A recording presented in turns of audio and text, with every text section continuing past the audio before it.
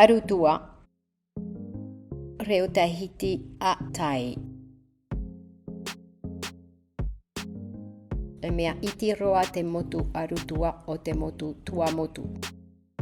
E mea toru hanere ono hauruma vau te kilometera ia Tahiti. Hoe hora e hauru miniti ia Tahiti nania i te manureva.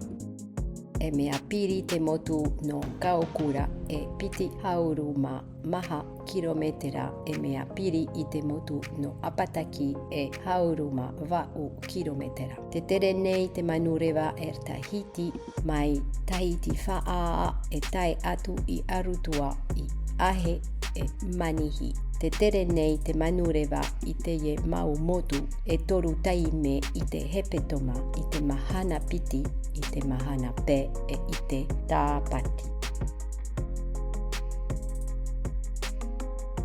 Ua rave matou i muri e i te manureva i te pahi no te haere atu i te otera utua whare e piti hauru ma pe miniti te tere.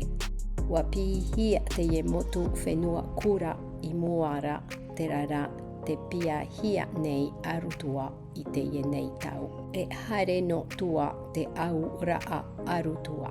Te noho nei e ono hanere vau hauru taata inia i te ye motu. E motu moni roa te ye motu maoti i te taiete pārau i te taiete po e rava. E rautini te oire rahi o te motu e mea piri o te awa o manina. Te noho nei te rahi raata i roto i te oire.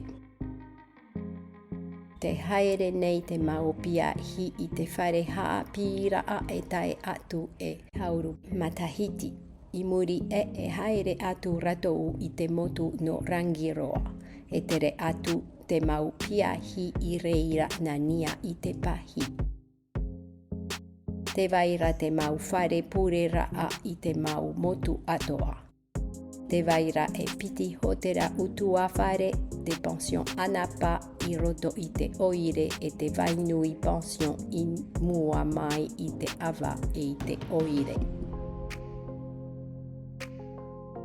Te amui nei te rahira ata inia i te wahu ia tae mai te pahi kobia no te tii mai i te mau hotu ta whaa au hia.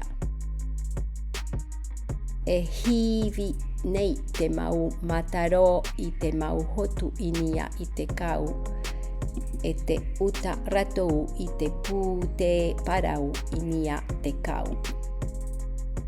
Ia te taime tia i raa e ho mai te taata i te whāro o paa ta te vaine i whaine ine i pia hi hio i te tomo raa o te oire e mea mona roa te ye whara oa o paa.